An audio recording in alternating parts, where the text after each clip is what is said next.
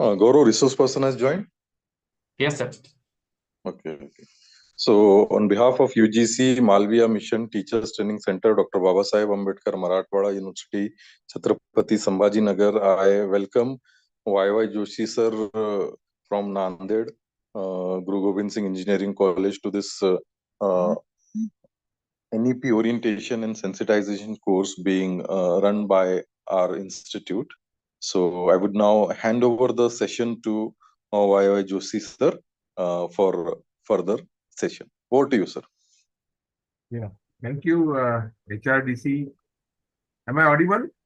Yes, sir. Sir, you're audible. Sir, I'm traveling, so I will take a leave, sir. I'm riding. So you can continue, sir. I will be reaching the university within 5 to 10 minutes. Okay. So, thank you very much, HRDC, for inviting me to this orientation program of teachers. I am here to give you my experiences and views as regards to new National Education Policy 2020, multidisciplinary and holistic education. Since I belong to engineering faculty, most of my examples will be with reference to engineering, but I will try to also cover other areas of the NEP, other disciplines of NEP. So let me share my screen.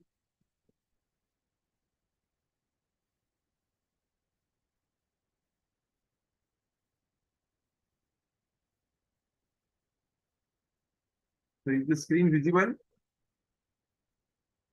Can someone tell me, is the screen visible?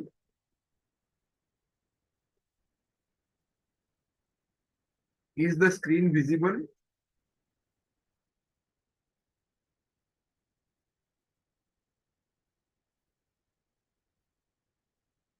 Is my screen visible? Okay, thank you. I did not see the chat. Right. So I hope all of you know that the Government of India has designed this new National Education Policy 2020, which is for integrating all possible streams of engineering into a single model. And that's why it is known as multidisciplinary and holistic education.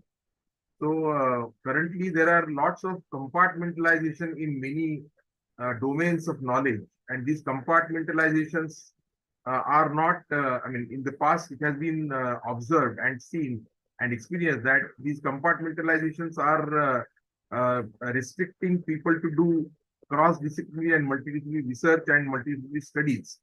Therefore, in my opinion, this NEP 2020 has been formulated for taking out the discrepancies in the earlier system with the new system. As you know, things are, life is multidisciplinary. So therefore, education also needs to be multidisciplinary.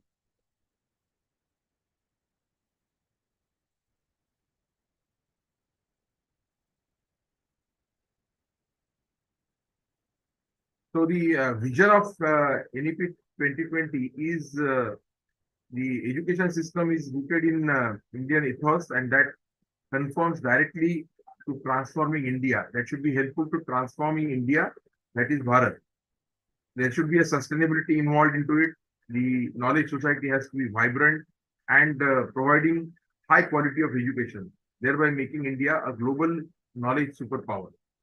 The curriculum also needs to be changed frequently, along with the teaching methodologies, pedagogies of our institutions. And they must develop the students a deep sense of respect towards the fundamental knowledge and constitutional values, bonding with our country, and awareness of one's roles and responsibility in the changing world. As you know, the only constant is change. So learner to become truly a global citizen, we are learning different things in classrooms and practicing those differently outside the classroom. So which has to be actually integrated. So NEP 2020 salient features are, it is going to provide high quality educational opportunities to our students. This is integrated with effective skills, making education aspirational. So we need to also work with aspirations of students. Education needs to be provided as per the aspirations of the student. Removing distinction between general and vocational education is also a key. Multidisciplinarity and holistic education across sciences, commerce, management, as I said, compartmentalization needs to be broken, and a unified approach is to be taken while teaching the different courses. Uh, Possibility of multiple entry, multiple exits. So now we have currently, for example, colleges of different types, vocational colleges, skill-based colleges like ITIs, diplomas, degrees, postgraduate colleges, and so on, and universities which provide the research degrees leading to PhD or MPhil and things like that. So the students who are interested in higher education can take up the path to the end. However, those who cannot take it till the end can exit in between also with appropriate skills. Uh, there is a need of imaginative and flexible curricular structure. Currently, most of the universities have a fixed structure which needs to be completely flexible. And I hope all of you are aware about the choice-based credit system. Although my personal experience tells me that we call it a choice-based credit system, but it is not true. It is partially choice-based credit system. We need to make it fully choice-based, so as to be called as flexible curricular system. It has to be completely choice-based. That means list of courses to be offered must be displayed either on website now or on notice boards, and students are able to select the courses from the list of these courses. That becomes fully flexible curricular structure. That also matches with the course selection has to match with his aspirations. The comprehensive credit-based academic and skill qualification net framework also has been defined by different agencies. Like, for example, National Credit Framework is also described.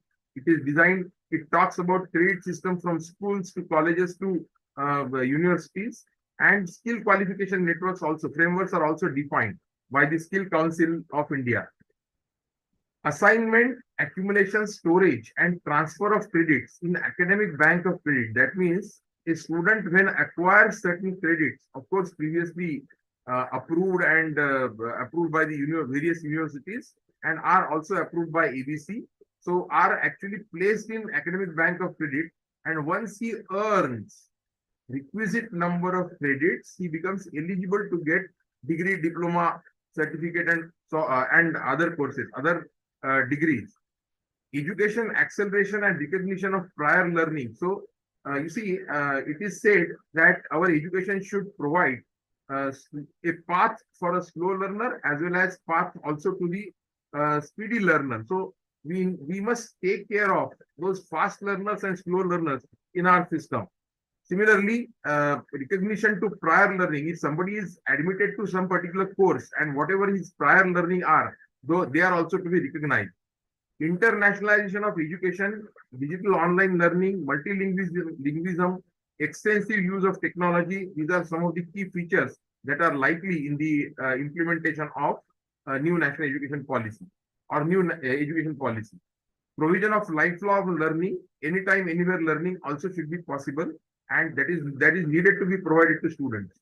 This is along with expansion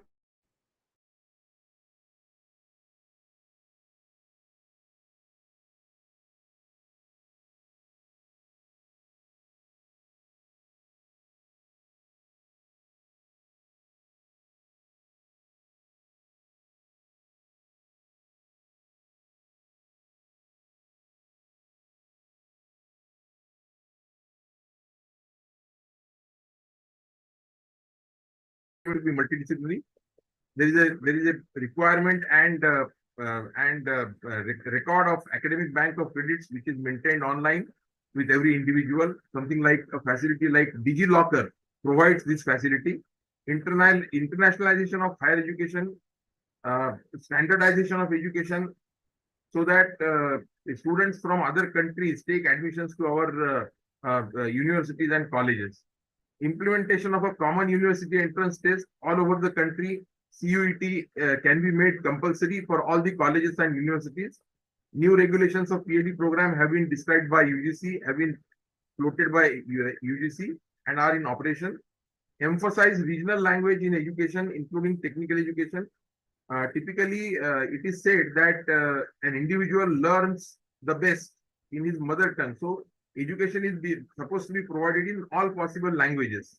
National framework for learning also has to be described with learning goals. National Higher Education Qualification Framework NEP-QF is described completely.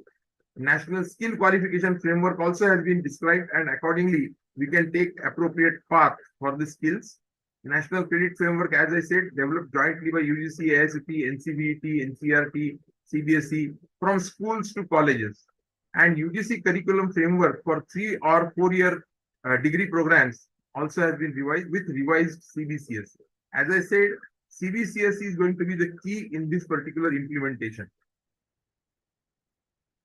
So there is a need of restructuring higher education as envisaged in the new national education policy. 40% colleges run single faculty.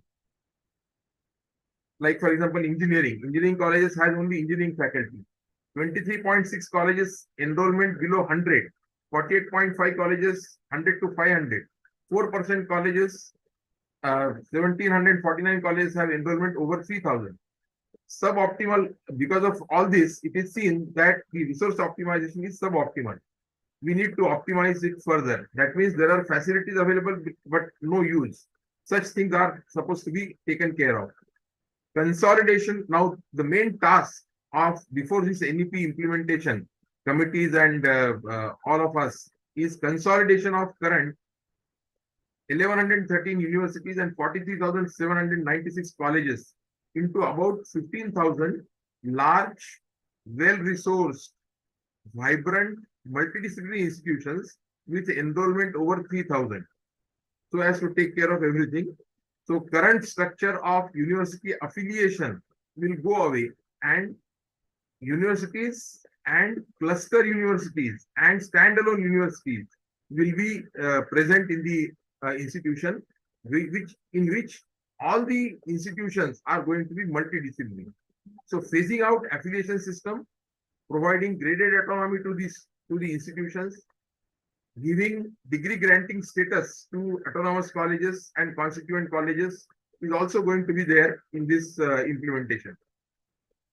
Technical education to be offered within multidisciplinary education framework and higher education challenge. So in front of all of us, teachers, administrators, education administrators, the challenges are expansion, inclusion, and excellence, which have been in the past and which are going to be in the future also. So the consolidation of universities, one particular idea which was prescribed is called cluster university. So it is government of Maharashtra has came out with guidelines of cluster university, 2 to 5 colleges with multiple disciplines like arts, commerce, science, engineering, management, etc., which are in the vicinity of 5, 10, 15 kilometers or 25 kilometers. Out of these, one lead college has to be selected, which may be already autonomous, government or government aided, which should be given, which is likely to be given degree granting status. So this will act as a degree granting institution, like a university. Other member colleges, all of them to be made autonomous under the guidance of lead college. Now, there may be statutory arrangements which have to be made for coordination amongst the institutions. When 2 or 3 institutions come together, there is a need of strong coordination. So this status of government grant salary, for example, assumed to be the same as per arrangements before formation of cluster. Additional grants as per GR may be provided to the cluster university and the member institutions. It is suggested that the students' exam fee to remain with the respective college so that the colleges get revenue for conducting examinations and other things like autonomous colleges. And probably only the convocation fees is to be paid to the lead college. The lead college gets the convocation fee from the member colleges so that the degree granting can be done. Now, you see, the multidisciplinary approach may be taken here. For example, the 5 colleges, for example, arts, commerce, science, and say engineering. These colleges come together and form a cluster university. In that case, students can opt for the courses of other colleges. For example, engineering students opt for a course in commerce and management. Now, for that purpose, there must be a scheme called credit transfer, which is also going to be the key in the NEP implementation. Like it is credit transfer in academic bank of credits, it is credit transfer also in the local institutions. But when a student takes a course from commerce or management or science, in that case, what will be the arrangement of fees? So it is suggested that the per credit fee, without changing anything, with current fee structure, determine the fees per credit. So say for example, 120, so currently your institutions are 120 credit, offering 120 credit degree programs. So 3-year degree programs, 120 credit, or 4-year degree program with 160 credits. So whatever fees that you accumulate for 4 years from one student, divide by number of credits 160, that will be the fees to be charged to the students from other institutions taking admissions here for those courses.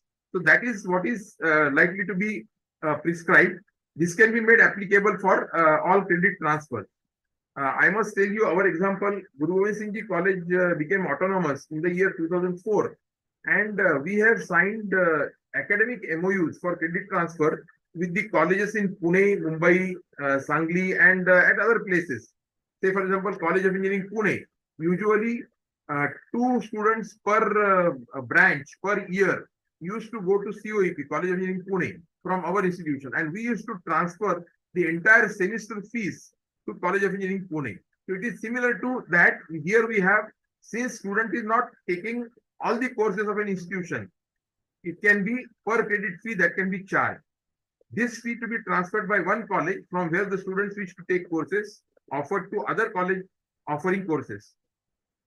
And in entire NEP, New National Education Policy, open distance learning is to be encouraged for multidisciplinary education. So our core courses remain the same. Current courses, whatever are there, are likely to remain the same. Only thing is that they will be provided through CBCS framework, and additional courses like to make our programs multidisciplinary. Whichever courses are likely to be offered or we wish to offer to the students, they can be through open distance learning or online mode. So this is one particular approach of consolidating these 45,000 institutions into 15,000 universities, large universities with an enrollment of 3,000. Once again, when we implement NEP 2020, say after a few years, we will have our institutes will be of the type. The affiliation will go away completely. There will be universities, cluster universities, standalone universities, and the autonomous colleges.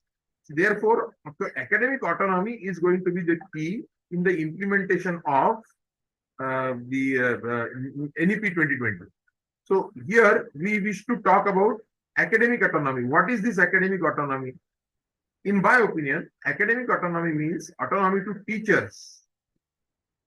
Teachers are also going to be the key because they are going to be the implementers of the policy. Each institute, each autonomous institute to have their BOS. I mean, these autonomous institutes are part of that cluster university, have their BOS, Academic Council, Board of Management, Finance Committee, Exam Cell as per UGC norms. There are UGC norms for academic autonomous colleges. Curricular changes to be informed to lead college for provisioning the degree. Evaluations to be conducted by respective autonomous colleges.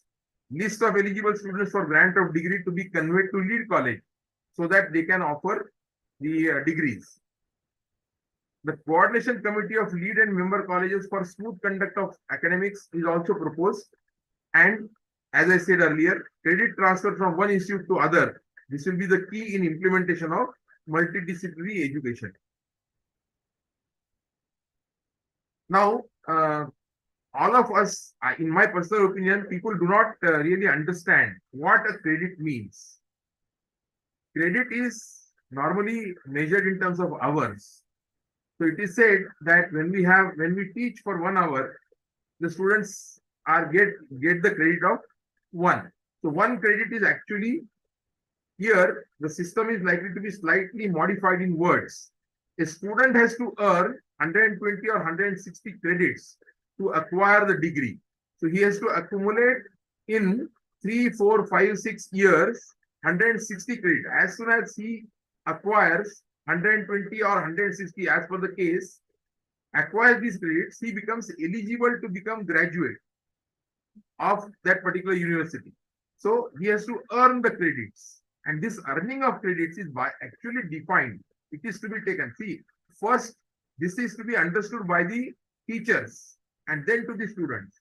So it is expected that 1 credit is earned by a student when he tries to learn a subject with 15 hours in a semester with the teacher. That means in the classroom. And equal amount of self-study, minimum 15 hours. And pass all possible evaluation. That is basically the definition of acquiring the credit in a theory course. Right? In a practical course, it is slightly different. 1 credit is done by the student. He will have to perform practical for minimum 30 hours in a semester for 1 credit. In laboratory, library, study room, different kinds of practicals do exist, field work, project, on-job training, etc., under the supervision of a teacher. So that is, so 1 hour, that means actually it is true that 1 hour equal to one theory hour equal to 1 credit and 2 practical hours equal to 1 credit. That is a true, I mean, it is visible clearly from the tables that we prepare for our curriculum. But the meaning is this, that if a student has to acquire 1 credit, it means he has to learn a subject from the teacher for 15 hours in a semester. That means 1 hour per week and 2 hours for practicals for acquiring 1 credit. And 1 hour equivalent hours. Say for example, today he has done 1 hour course. In the same evening, he can go home and tries to learn it. Because since now here onwards, examinations all will be going to be continuous evaluation. So therefore, the day he learns from the teacher, he has to acquire it. He has to learn also from the notebooks and completely understand the concept. So that is what is the meaning. So equal number of hours with teacher and equal number of hours of self-study. That is minimum requirement of understanding of a credit framework. There could be, these credits are supposed to be evaluated. Every subject, every course is to be evaluated. Normally, a course is of 3 or 4 credits. So that means 3 hours per week of teaching in the classroom, and equal amount of teaching, equal amount of self-study in the at home by the student. Now, continuous evaluation, we need to really transform. Currently, we might have a few class tests, maybe mid-semester examination or end-semester examinations, or sometimes somewhere it is only major component of evaluation is end-semester examination. But however, we need to really change the thinking of examination from examination to evaluation. So there may be summative assessment in each course comprising of quizzes, tests, assignments, small projects, etc. during the semester, and a mid-semester and an end-semester examination with weightage decided by the academic council of the college. We can think about examinations of this type: open book examinations, open time examinations, wherein the questions will be asked which will be of research type, combinations of closed book open time or open book closed time, and so on. All such examinations can be thought over. Practical course, field project, mini project, projects, the evaluation rubrics are supposed to be defined by with following continuous evaluations are to be designed by the teacher and approved by the corresponding Board of Studies and Academic Council. Now, all this actually, in all the processes, teacher becomes the key, and teacher has to decide everything, and teacher has to become active. One more component of effective learning is the type of the ways we teach. That means pedagogies. the science of teaching. Normally, in most of the universities and colleges, we follow normal chalk and talk. Maybe because of technology, computers, projectors, we are now following presentations, simulations, demonstrations, etc. in the class. But that's not all. We also need to incorporate the courses that have been already floated by experts in the field through NPTEL, the National Program on Technology Enhanced Learning, or SWAYAM platforms. Those courses are to be incorporated into our curriculum, and students must be encouraged to learn from these platforms. There is a concept of flipped classroom. Currently, classroom has teacher goes to the classroom, teaches something, students gives assignments, student take these assignments, go home, prepare assignments, submit it next day. In the flipped classroom, teachers prepare the class class notes and class material and the videos of the class beforehand, places it on the website, and then goes to the class only for problem solving, only for the difficulty solving. So in such a case, in case a course of 3 credits, which requires in a semester, for example, 45 hours. So videos of 40 hours are placed onto the website, and then in every week, 2 or 3 videos students are asked to go through these videos, goes through this classroom, the class work that is actually given by the teacher, and then come to the class, 1 hour, 2 hour class per week, only for difficulty solving. That's called a concept of flipped classroom. We also need to practice as teachers of various disciplines, be it arts, commerce, science, project-based learning or problem-based learning or practice-based learning, and provide experiential learning environment to the students. That's what is really important, and is actually students take more interest in learning by doing, right? Which is actually called as project-based or problem-based learning. We also need to, these are not restricted to only some names given here. We also need to work on innovative methods that match the student learning style. We are all teachers, so I will tell you a story. Can I talk in Marathi for some time? Is it okay if I speak in Marathi?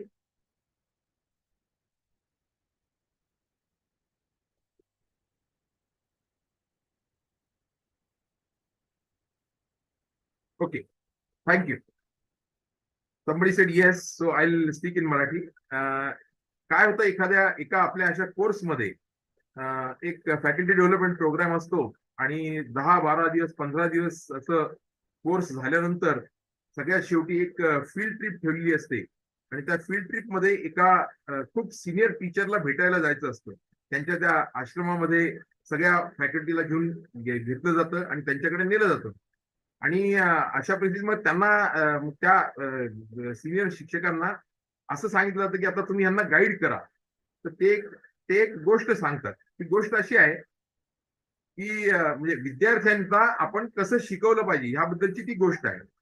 तर ते म्हणतात की एक असं गाव होतं खेडं, आणि तिथे एक अशी टेकडी होती, आणि त्या टेकडीवरती टेकडीच्या पायथ्याची एक बाई राहत होती आपल्या लहान मुलाला घेऊन. एके रात्री त्या लहान बाळाला खूप त्रास होऊ लागला आणि तो खूप रडू लागला. तो रडायचं थांबतच नव्हता. मग त्या बाईनी काय केलं असेल, तर त्या बाईनी ते सर्व काही केलं जेणेकरून ते बाळ रडायचं थांबेल. तसं काम हे शिक्षकाला करावं लागतं, आणि शिक्षकांनी असं शिकवलं पाहिजे की त्यांचा एकमेव उद्देश असला पाहिजे, तो म्हणजे विद्यार्थी शिकला पाहिजे. म्हणून मग आपल्याला पेडॅगॉजी ज्या सांगितल्या आहेत तेवढ्याच घ्यायच्या का? नाही. There can be infinite number of pedagogical methods. However, these have been practiced by someone, so they have come into literature.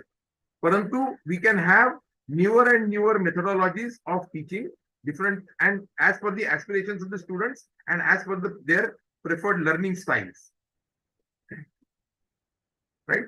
So, as it is said in the literature, we can identify students' learning styles. One such learning methodology is actually called as VARK questionnaire. BARK questionnaire, which is available online. You can check. You can actually categorize the learners with their preferred learning styles. As you know, all of us learn through these four modes. We learn by watching, we learn by listening, we learn by reading, and we learn by doing. So visual, auditory, reading, and kinesthetic. These are all possible learning styles of individuals. However, individuals have preferred learning style. And this identification can be done by taking a questionnaire, which is called VARK questionnaire. There are about 20-30 questions in it. And based on your answers, your preferred learning style can be obtained, or you can decide your preferred learning style. And based on your preferred learning style, then to a visual learner, a different set of problems can be given. Different methodology can be applied. To a listener, careful listener, auditory learner, a different set of questions can be given. To a reading, who is actually a self-learner, reading, one who can read and learn is going to be a self-learner. And kinesthetic learners are one who is learning by doing. So he has to be given different assignments for learning. So each of the, as per their preferred learning style, a teacher can design the questionnaires, design the assignments, design the questions, question papers, and take their examination differently. That is what is expected. Finally, what is the aim? Aim is student has to learn. Students' learning is more important than our teaching.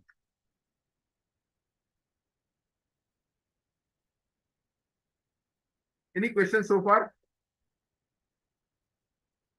You can unmute and start speaking.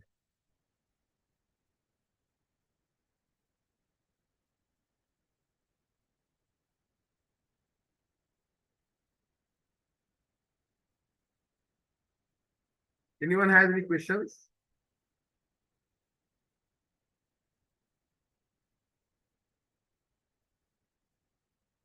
I will wait for a minute.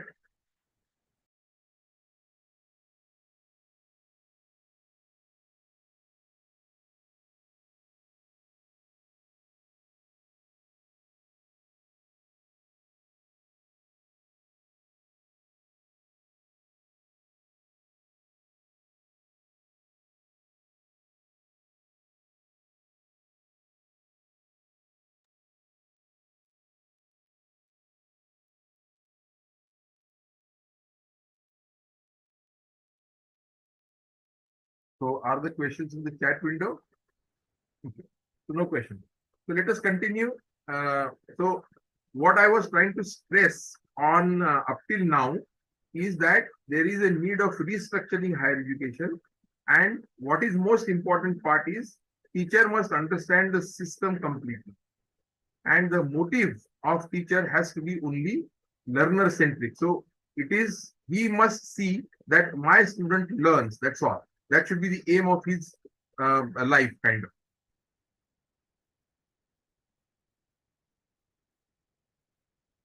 Now, go ahead with what is this multidisciplinary education, multidisciplinary higher education institution with vibrant ecosystem? What are the requirements of this? So we need to establish we need to have institutional infrastructure necessary for multidisciplinary education and research. We need to establish the language, literature, education, science, technology, engineering and mathematics, arts, sports, music departments as needed for a multidisciplinary education. For example, since 2023, our institution already has started implementing NEP. Rather, in Maharashtra, all the autonomous institutes have started implementing NEP 2020, and we have introduced the courses like photography, drama to our first year students, which is trying to create interest among themselves, and not necessarily only drama. And this year we could find out the experts in the drama and photography for conducting classes. So therefore we could introduce these, but they are not limited to only these two. It can be any other thing also. For example, science of technology, history of technology, history of science, such courses also can be offered, which are not currently offered in the engineering education. Then the need of see, currently our system, whenever it is said that education in India is good, everybody says no, it is not good. Let's compare. And we are not in top 100 universities in the world, and so on. All speak negative about our education system, but there is a lot of positivity in the ancient education system. So the ancient knowledge is actually very, very important, and we must take pride in spreading a word about the ancient education system and ancient knowledge through a course called as Indian Knowledge System. IKS also has been introduced as first year level, although with small number of credits. So IKS is actually made compulsory in the government resolution and the NEP guidelines.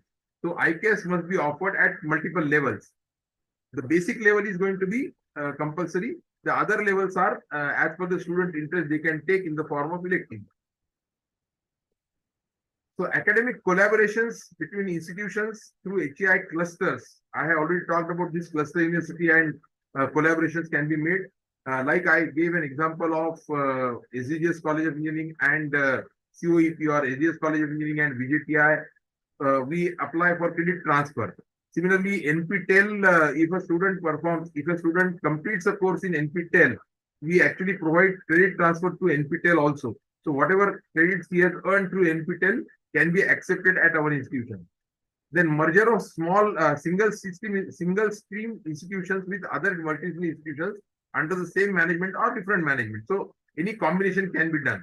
Satellite center as per Maharashtra University Act can also be established. Constituent and conducted college of universities also can be made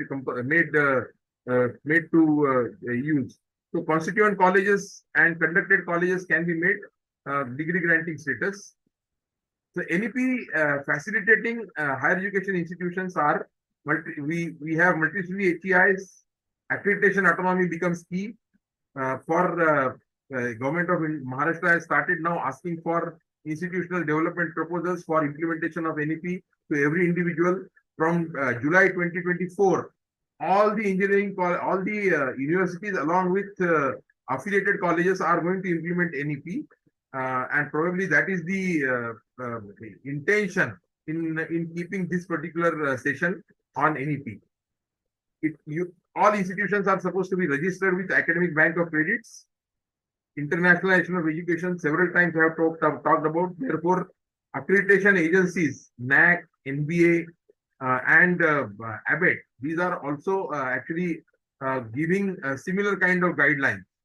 Therefore, education in X college is similar to education in Y college in X country, same as Y country, and so on.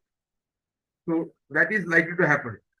There must be institutions must establish Office of International Affairs, Industry Institute linkage to be strengthened. RDC, Research and Development Cell, is to be formed. A cell for faculty development, employability and skilling centric initiatives are to be taken, and most importantly, alumni connect is to be improved. There is a concept of regular academic audit to maintain the standard of education in the institutions, performed by persons, experts from renowned universities. It can be used for academic audit. There are standard proformas prepared for academic audit. They can be made use of. Number of programs offered with multi-disciplinary approach, CBCS system, and multiple entry, multiple exit options. Any HQF alignment has to be there. A compulsory apprenticeship or internship to be provided to graduates, graduating students. Skill and vocational courses also to become part of regular curriculum. ODL and online programs, Swayam courses, MOOCs are to be offered.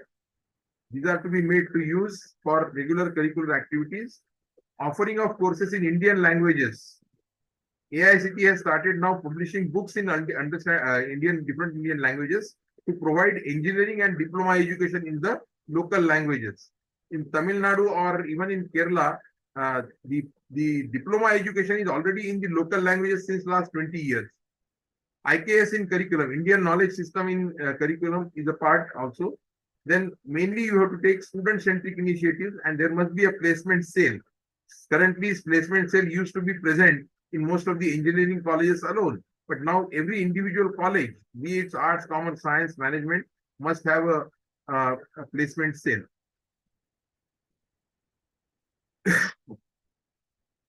So institutional development plan, we need to prepare our institutional development plan through the following activities. We need to identify sources of revenue, students composition, where are the students going to come from, which students are going to take admissions in our colleges, what is the strength of teachers, courses offered and credit requirements are to be defined, multidisciplinary and curricular options, governance structure of the college, teaching load, which must be credit based, academic innovations, innovations in examination, evaluation, innovations in pedagogy, innovations in credit system, all are expected to be done by the teachers. We need to provide student support system and need to write in this IDP what kind of support system are we going to provide. In the vision document, we should have a financial plan, setting targets, evolving strategies, academic programs, different new academic programs, human resource management, physical and technical infrastructure, monitoring and review system, typically like an audit system, academic audit system. So every HEI will have these 4 verticals: academic programs, UG, PG, PhD, certificate courses, diplomas, industry executive training programs like those happen in IIMs and other management institutions.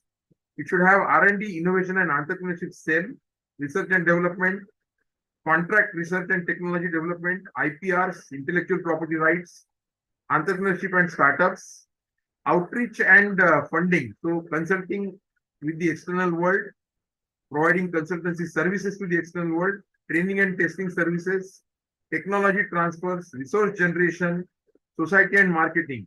That actually covers the outreach and funding cell of the institution.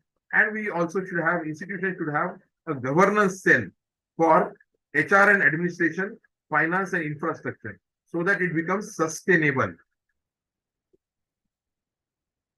Faculty student ratios, current status, social sciences, normally the current faculty student ratio is 1:30, sciences is 1:25, at undergraduate level, mass media 1:15, commerce and management 1:30, professional courses like engineering 1:25, vocational course 1:30, engineering and pharmacy currently it is 1:20, but expected is 1:15, architecture and design it is 1:10, postgraduate level, science is 1:10, humanities 1:15, commerce and management 1:15, and so on.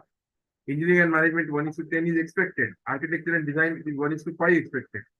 And most important intervention which is done by UGC and AICTE is identification of professor of practice and associate professor of practice in the institutions.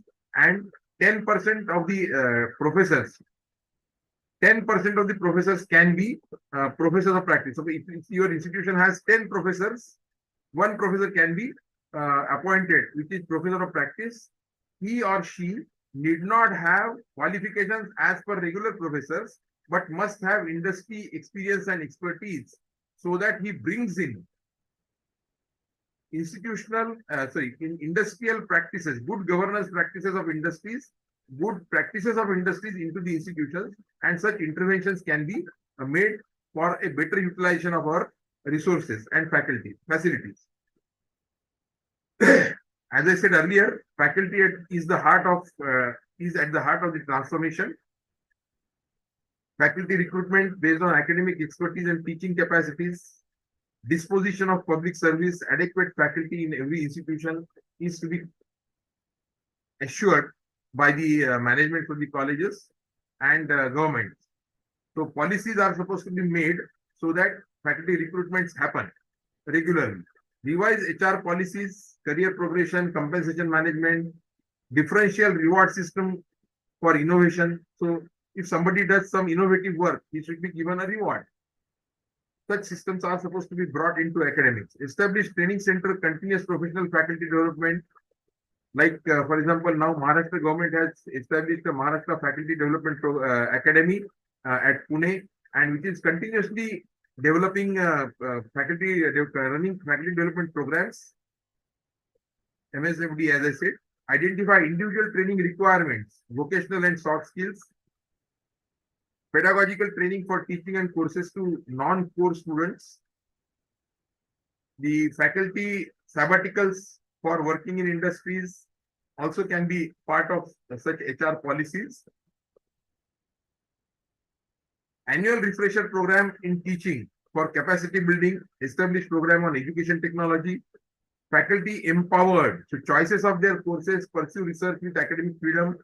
All such things are supposed to be given to the faculty so that faculty acts as or will be at the heart of the transformation. We need to transform. We don't need to develop. We need to transform. There is a difference.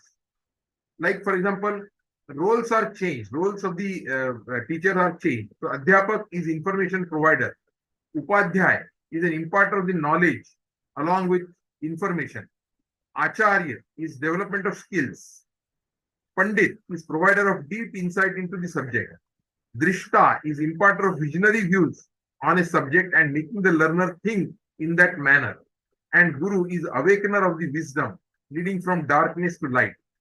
So a teacher has to go through this process and try to become a guru from this process. Now we'll go to the second transformation, which is called Academic Bank of Credits and Mechanism of Credit Transfer, as envisaged into NEP 2020. So assignment of credits and credit levels to help operationalization of Academic Bank of Credits and equivalence. National Credit Framework, credit levels to be assigned across school, higher vocational education, skilling, independent of the streams and subject, etc., and will be based on cumulative number of years of learning with assessment. We are not concerned about primary and middle school education. However, it is given for the sake of completeness. Undergraduate levels 4.5, 5, 5.5, and 6, 4-year degree program. Postgraduate level 6, 6.57, and PhD is level 8. Into that, it's defined into the credit levels, and wherever you earn these credits from, they'll be accumulated into your ABC ID. So total national learning hours in a year, notional learning hours in a year will be approximately 1200 hours per year for assignment of credits across school, education, higher education, vocational education, training, and skill education with experiential learning. The credits for 1200 hours of learning per year is 40 credits. As I said earlier, whether it is theory or practical, theory 1 hour equal to 15 contact hours. 1 credit equal to 15 self-study, which means actually 30 hours minimum he has to spend. So 30 hours per credit multiplied by 40 credits, it becomes 1200 hours. So any system may have 40 to 44 credits per year. This is minimum. 1200 hours of learning must happen per year.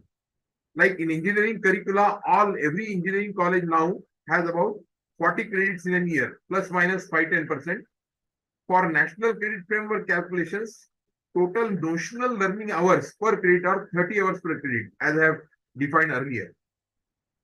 Additional programs, subjects, projects undertaken over and above the scheme of study shall get additional credits beyond 40 credits. This is also defined by UGC and NCVT.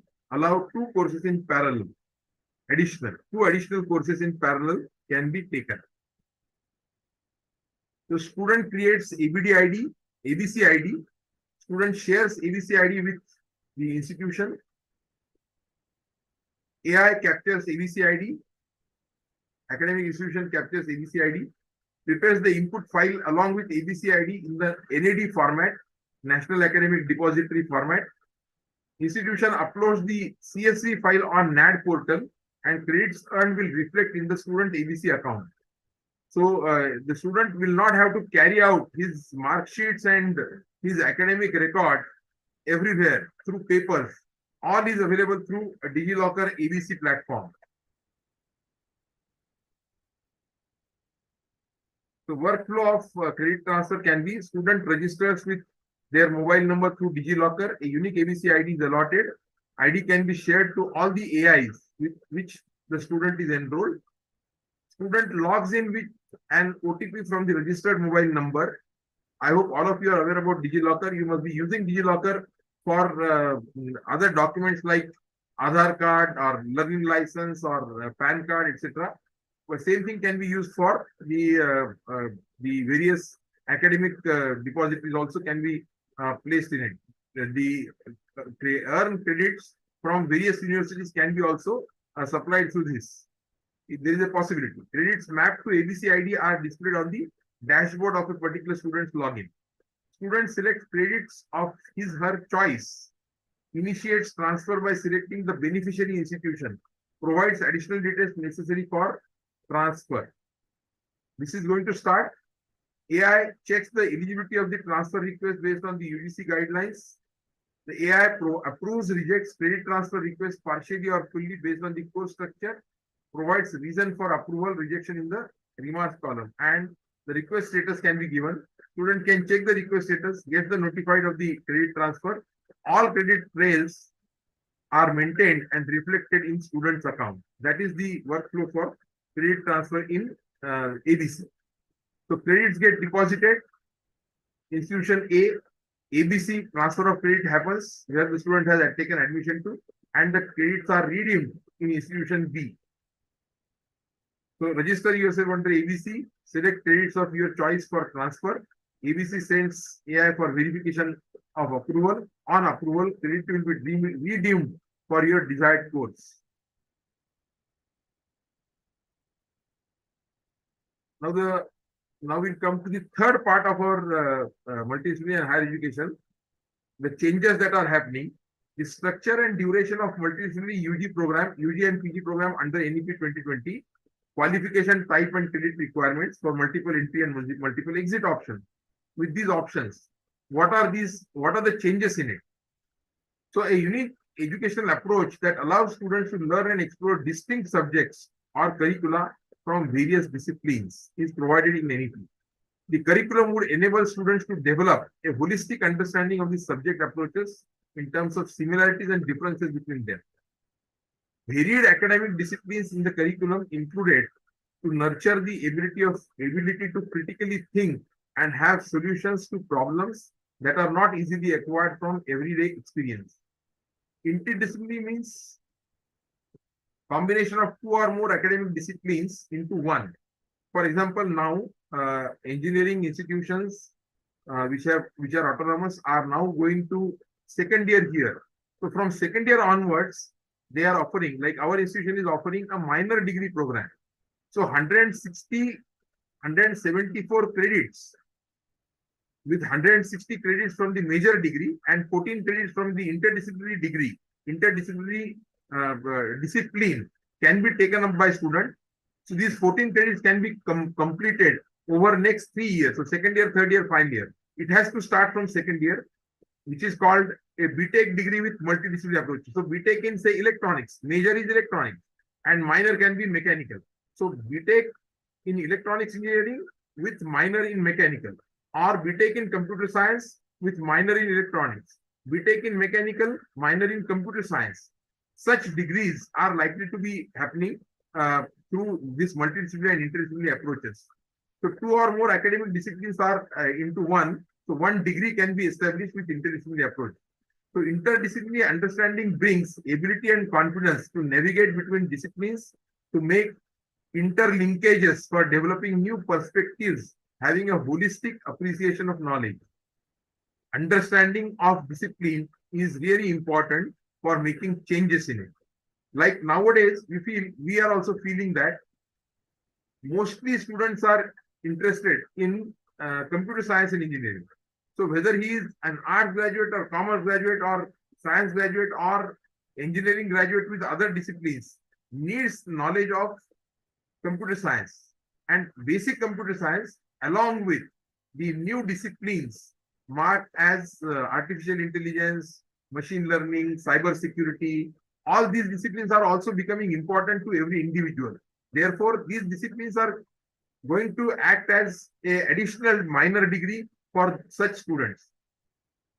So transdisciplinary education is an arrangement of the knowledge and skills within one subject area. It aims at integrating the subject knowledge and skills into a coherent whole. Why are we doing this? Actually, it is seen, it is observed, it is experienced that critical thinking and creativity can be developed with multidisciplinary approach. So this analytic, applying the analytic thought to a body of knowledge is actually called as critical thinking, including the analysis and evaluation of policies and practices, as well as evidence, arguments, claims, beliefs, and the reliability and relevance of evidence. So currently, normally in most of the colleges and universities, as per my experience, our teaching is one way. Teacher comes to the class, teaches, and goes away. We really don't, I mean, there are exceptions always to any statement. A few teachers also always think about whether the students are learning or not, and accordingly they change their pedagogy. They work towards the students learning. Such things are possible. Such things are required to happen in every class. The basic purpose of it is to develop critical thinking among students, evidence-based thinking, or normally students believe on teachers, but students must have ability to ask why questions everywhere, so that the answers of whys can be obtained by all together and then learn a subject. So subject learning can happen through the questions of why, or maybe all other WH questions. Identify relevant assumptions or implications and formulate coherent arguments. Identify logical flaws and holes in the arguments of others. Analyze and synthesize data from a variety of sources and draw valid conclusions and arguments and support them with evidence and examples. The creativity or creative ability, that means creation of what are these tasks actually? If you see Bloom's taxonomy, it is said that higher level thinking abilities are supposed to be developed amongst the graduates. Normally, this is actually a 6th level Bloom's taxonomy. Normally, colleges in the rural areas or even in the cities work towards first 4 or 5 levels. 6th and 7th level, nobody goes. And this critical thinking and creativity are at that level.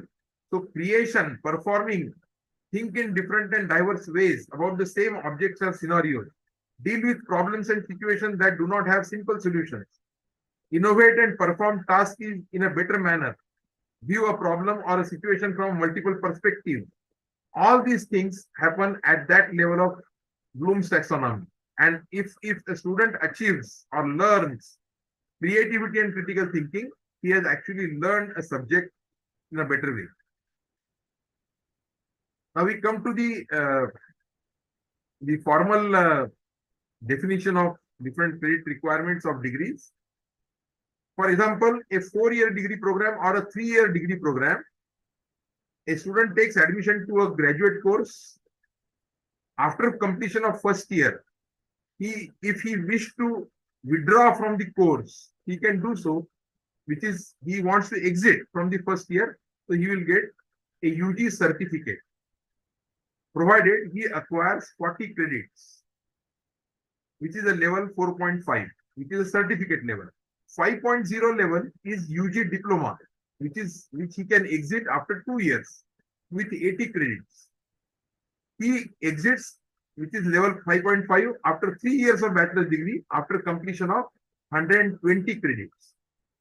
5.5 level is 3-year bachelor's of vocation, BVoc, or BSc engineering degree with once again 120 credits.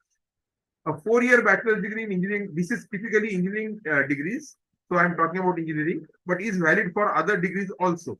Wherever there are 3-year degree programs are now going to be converted to 4-year degree programs, or option of 4-year degree programs will be there, which is 4 years bachelor's degree with honors and research. The 6.0 bachelor's degree in engineering technology with 160 credits. As you see, it is taking 40 credits per year.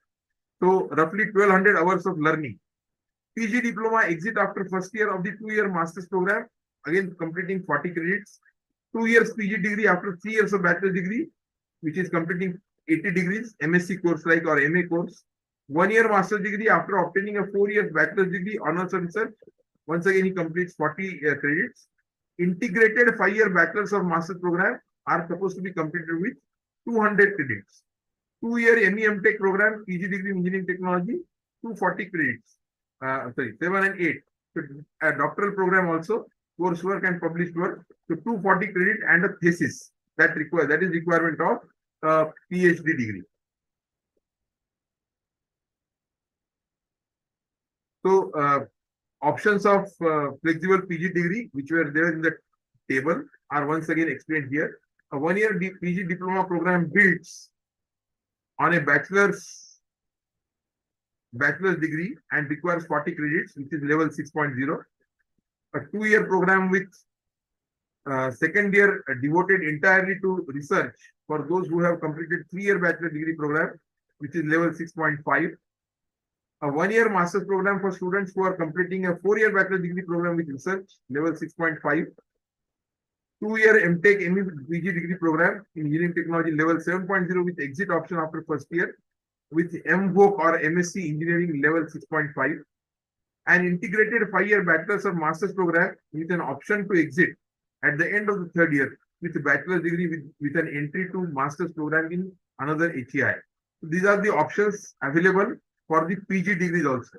Last year, that means from July 23, university departments and PG degrees already have started implementing NEP 2020. So as is seen in this figure, admission paths as per NEP, engineering and technology. So 10th standard, subject maximum marks secured, bridge course on skills, certificate of vocational, ITC, plus bridge courses on PCMB, UG 4-year engineering certificate 4.5, and so on. Bachelor's degree, BTech, BVOC, UG diploma. So that is the way restructuring of curriculum is being done in engineering and technology. So this is yet another table which talks in details about number of credits, national credit framework, credit levels, credit points supposed to be earned, and different assessment stages that are given in this table. So this is one single meta framework assessment bands.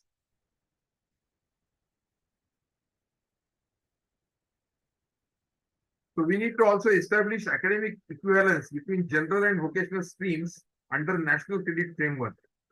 So academic equivalence means credit earned and accumulated in the scheme of study in one stream are considered equivalent to another scheme of study in another stream for the purpose of credits for admission and award of certificate, diploma, or degree.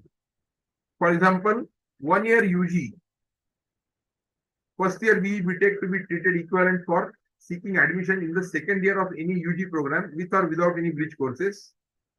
Bridge courses are required for exiting so that he will have skills, appropriate skills for getting a job outside after this UG certificate. An ITI pass out 2 years after 10th along with an additional language course from NIOS attains equivalence of class 12 certificate along with ITC and NTC.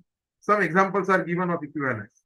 The equivalence sets the base of establishing eligibility of students and are establishing multiple entry and exit pathways. These are needed to be defined clearly. For establishing equivalence for a level, including academic, the requirement of any additional learning may be prescribed by the concerned regulator or autonomous institution. Equivalence may be applicable to various programs of study, including those being implemented within school education, higher education, both general and technical, and vocational education. Multiple entry, multiple exit. So students opting exits at any level are allowed to re-enter the degree program within 3 years and complete the degree program within a stipulated maximum period of 7 years. Currently, maybe due to financial conditions or any other condition, if a student cannot continue the 2nd year, so first year he exits, works in the company, works for earning, earns money for 1 or 2 years, and then comes back to the degree program. That provision is actually made with this multiple entry, multiple exit system. Student exiting the first year program after securing 40 credits will be awarded UG certificate in the relevant discipline subject, provided that they secure 4 credits in work-based vocational courses. For example, in arts, commerce, say for example, the students opting for clerical job. Now there is a requirement of people to understand MS Office completely. For example, we must have skills for MS Word, MS Excel,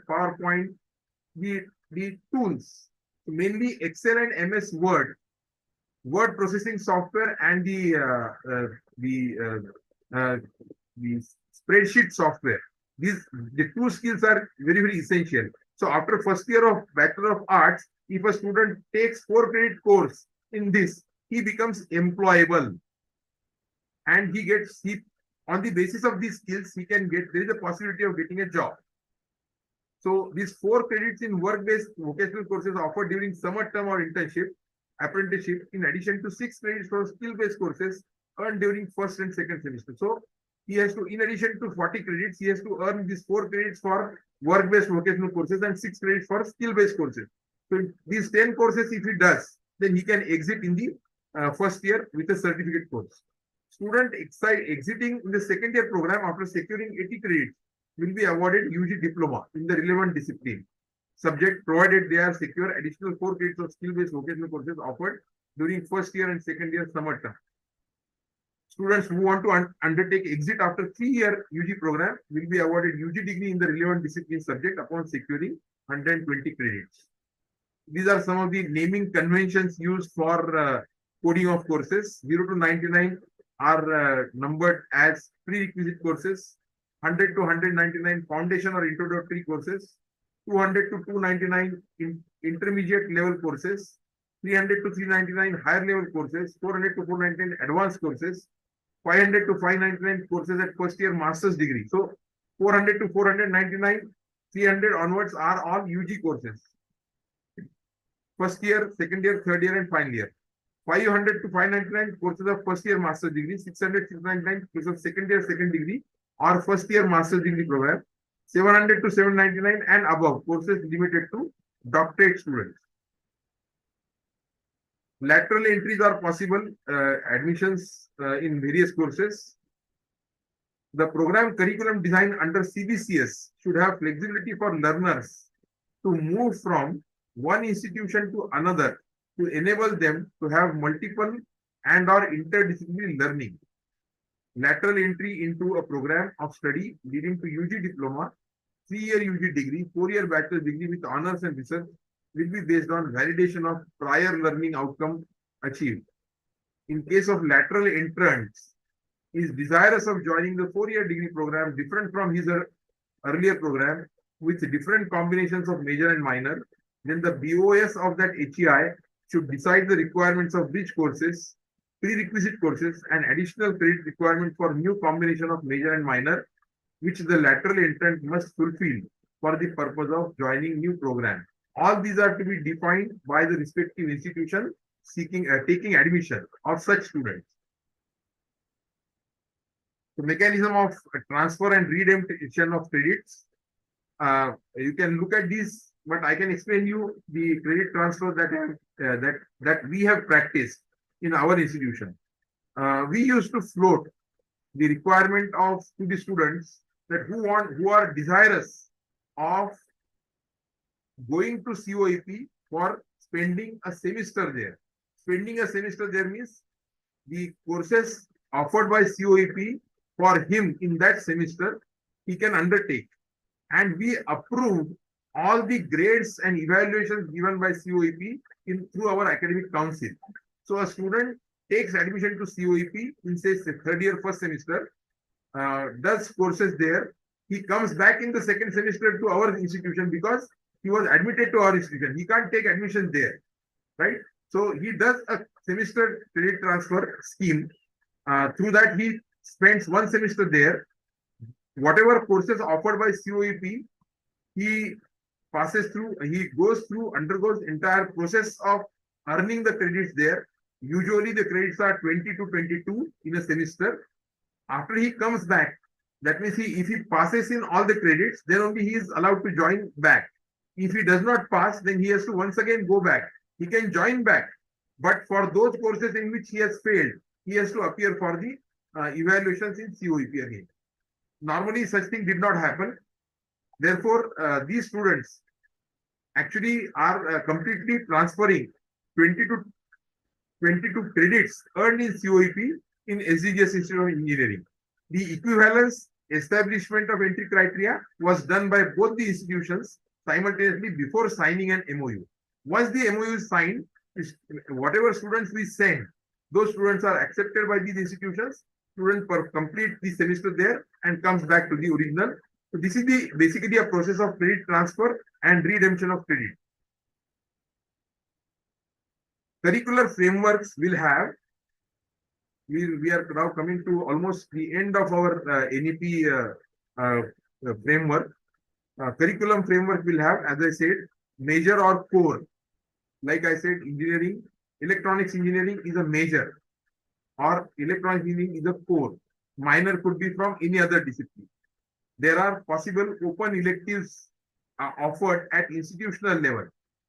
AEC, BSc, these are additional courses to be done by the student. Value education courses, internships, research project, and co-curricular courses. All the definitions of these are given in the next slide. So various combinations of major, minor, and other courses. See, major core focus. For example, 160 credits are defined for a degree. 50% of the total credits must be given to core. That's a limitation. So a student can take up courses from major discipline from anywhere, provided that institute accepts it. But 50% credit must be from core. So mandatory core courses, theory and practicals, core electives, vocational courses and skill-based education, VSc, 12 to 14 credits, mandatory internship, field projects, apprenticeship, community engagement projects, and so on, seminar, research projects, 12 credits. All this measure forms the 50% of the total credit. So 160 credit degree program, 50% credit means 80 credits are to be from the core course. Minor is bunch of other discipline courses leading to minor degree. So roughly about 18 to 22 credits from say mechanical engineering, electrical engineering, computer science engineering, or if selected by a student of electronics engineering, can go ahead with this minor degree.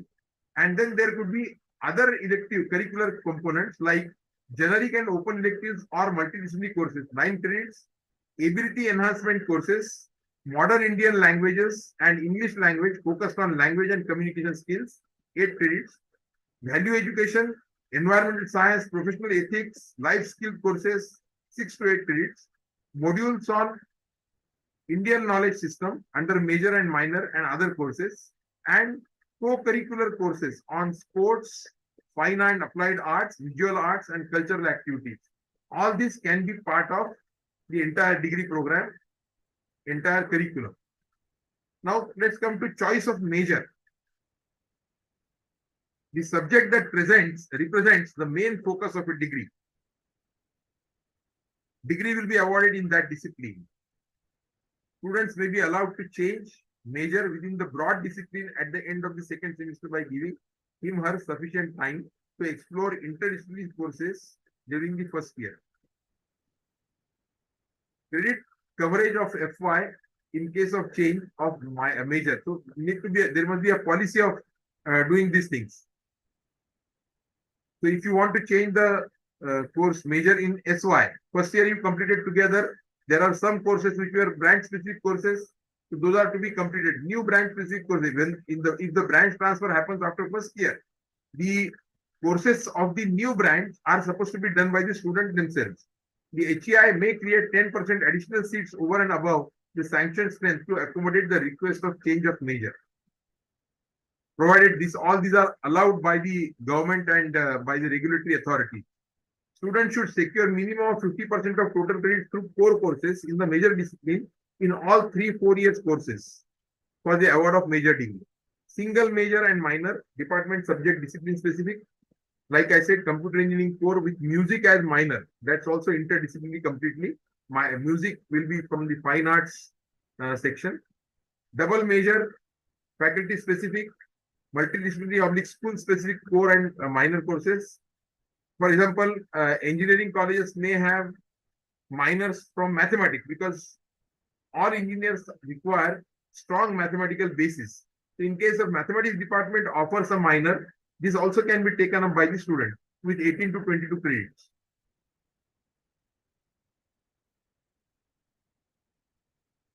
So interdisciplinary core competence in constituent disciplines of the subjects. For example, econometrics as a core subject, choice of economics, mathematics, and statistics together. nanotechnology, environmental engineering, sciences, mechatronics, chemical technology, production engineering, and so on. Liberal arts, multidisciplinary school and specific core, varied but integrated academic disciplines in the curriculum. For example, life sciences, choice of microbiology, biochemistry, and biotechnology together. Physical sciences, physics, electrical, material science, mathematical and computer sciences, data science, social sciences, and so on. All these can be forming the respective core courses. Typical example of chemical engineering UG curricula is given here. I can circulate this slide later on. You can go through. The choice of minor chosen to gain in-depth multidisciplinary understanding through theoretical and practical experiences, as well as an adequate knowledge base. Students who take sufficient number of courses in a discipline or an interdisciplinary area of study other than chosen major core will qualify for a minor degree in that discipline or in the chosen interdisciplinary area of study. A student may declare the choice of the minor and vocational stream at the end of second semester after exploring various courses offered in second, third, and fourth year, 18 to 22 credits. The typical multidisciplinary features: award of major and minor degree, UG degree programs with interdisciplinary multidisciplinary major, 50% credits from the major discipline, UG degree programs with double major, 40% credits from the second major discipline. Actually, these are all additional. So those which are fast learners can take up a degree with 200 credits. Slow learners can actually complete the minimum requirement of the degree in 4 or 5 years. 4-year degree program with honors with research. A subject called research methodology at 7th semester compulsory for them so that they can go for honors in research. Undertake research in major at the final year UG level with 12 credits. Minimum eligibility for students for research will be CGPA of 7.5 or 75% at 3-year degree. 7.5 CGPA, cumulative grade point average. Eligible for admission to PhD with CGPA of 7.5 or 74% at the 4-year degree. Eligibility for college department already recognized for conducting the PhD program by affiliated university or fulfillment of necessary compliances. At least 2 permanent faculty members who are recognized PhD supervisors is a condition for becoming a research center. So such programs, the admission can be given to the students with those who follow the basic criteria. Honors and minor degree programs in engineering and technology as defined by AICTE, besides regular BTech wherein the students specialize in single stream, BTech with honors enables students to take up 5-6 extra courses in the same specialization in addition to 160 credits. BTech major discipline with minors, students would take up 5-6 additional courses, 18 to 20 credits in another specialization offered in addition to 150 credits in major. 7 minor degrees in emerging areas. These can be actually given to all possible disciplines, as I said earlier. Artificial intelligence, machine learning, blockchain, cyber security. These are emerging areas of study, therefore can be offered to any individual, of course, with prerequisite courses. As said earlier, teacher education is also very important in this implementation of NEP.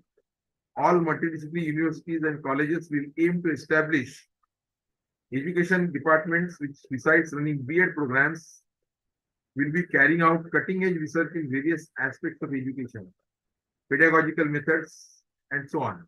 All standalone technical education institutions will be required to convert to multidisciplinary institutions by 2030. That's the plan. Since they will have to offer the 4-year integrated teacher preparation program. A 4-year integrated B.Ed will be dual major holistic bachelor's degree in education as well as specialized subject. So far, engineering education did not have a degree like BTech with education. It's likely to be. It is proposed in the NEP implementation that the students, the teachers must have a B.Ed degree, but that too specific to engineering education. So 4-year integrated B.Ed is actually proposed there. All fresh PhD entrants, irrespective of discipline, will be required to take credit-based courses in teaching, education, pedagogy, writing related to their chosen PhD subject during their doctoral training. So multiple open electives generic electives and open electives, a pool or basket of courses which is meant to provide multidisciplinary and interdisciplinary education to students is to be prepared by the respective HEI, offered in first year 2 semesters with exposure to basic courses in 4 disciplines. A student can decide to continue with chosen major or change the major and minor areas of interest at the end of second semester. Any 3 courses with 3 credits: natural and physical sciences, engineering sciences, mathematics, statistics, computer applications, library information and journalism and mass media sciences, and so on. All such subjects can be provided through education, minimum with 9 credits to open elective. In case the student opts for DSCs beyond department specific electives, beyond his or subject discipline, faculty, or school specific courses of study, such DSCs shall be treated as Gs for that student, and these will be offered in second year as well as advanced multidisciplinary understanding.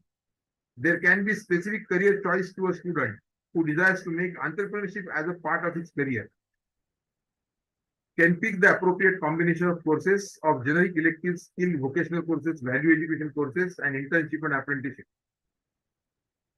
As per the AICTE Approval Process Handbook, all engineering and technology programs shall offer elective courses in emerging areas: AI, Internet of Things, blockchain, etc., augmented reality and virtual reality. How will vocational and skill component be embedded into our regular curriculum? Any questions so far?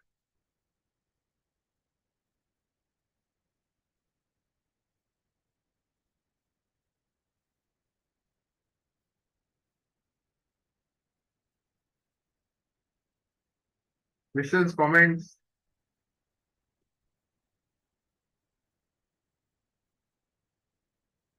This thing will provide me a break. Right. So if there are no questions or comments, let's complete this.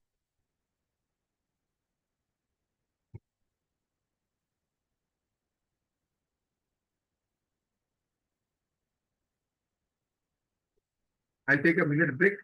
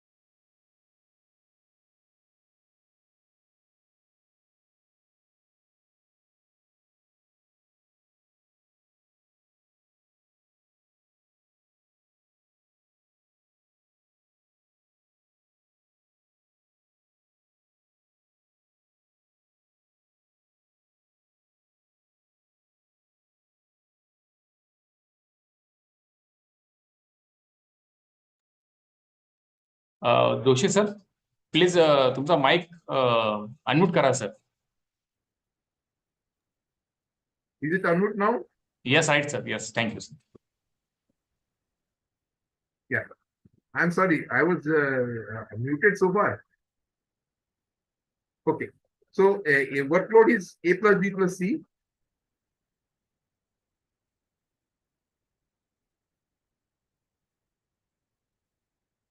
So some calculations are shown here.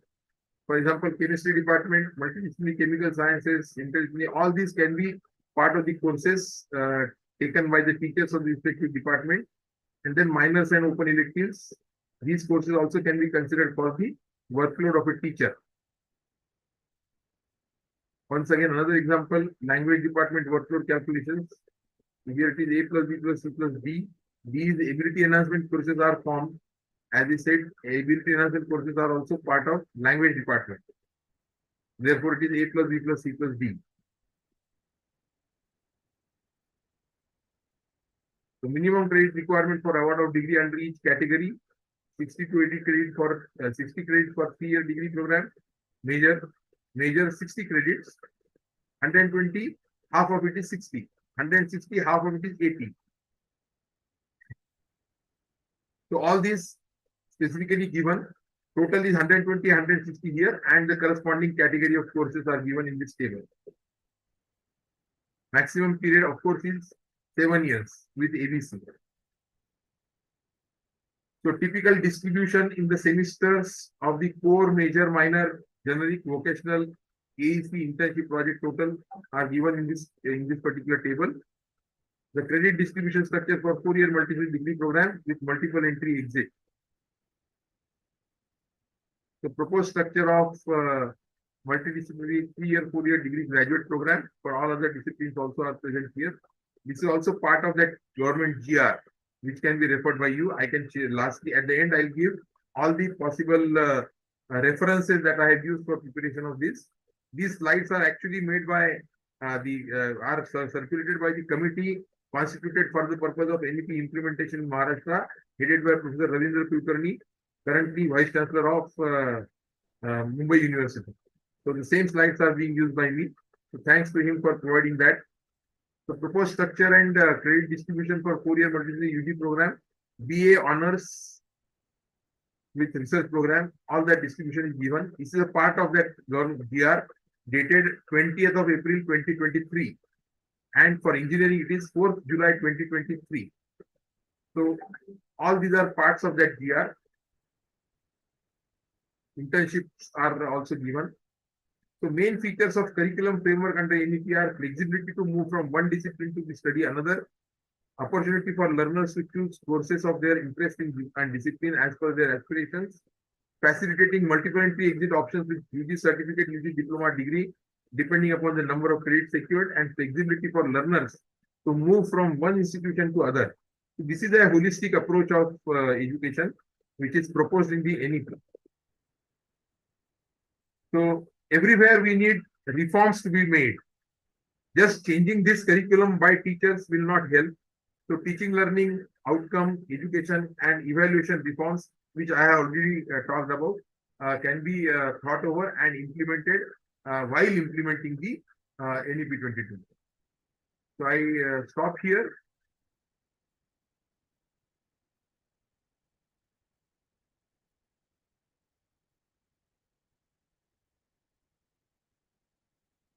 Wait for questions, if any. Questions, comments, discussions, whatever you say.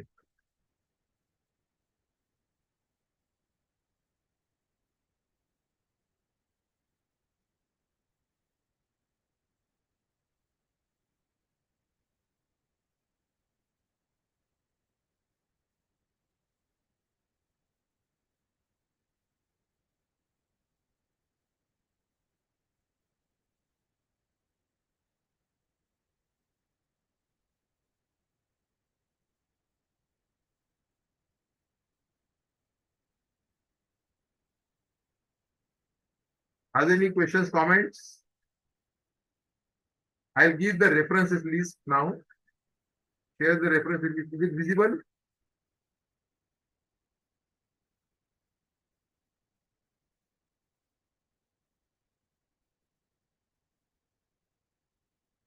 So Government of Maharashtra resolution dated 20th April for higher education, 4th July for technical education, various NEP documents, reports of national and state level steering committees, national credit framework, etc. are used. One of the major is the presentation given by Professor Ravindra Kulkarni, the Vice Chancellor of Mumbai University. I can share my presentation to all of you. Thank you very much.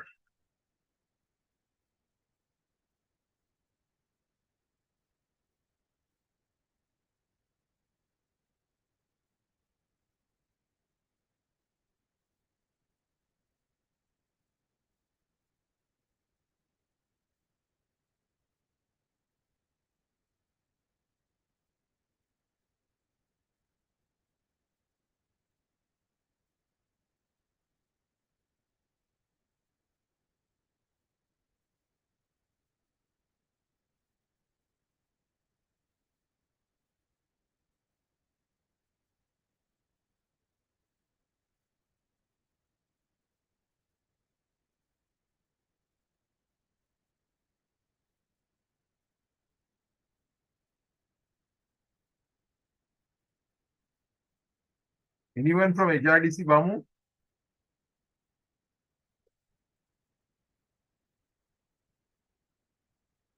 Thank you. I leave. Thank you very much.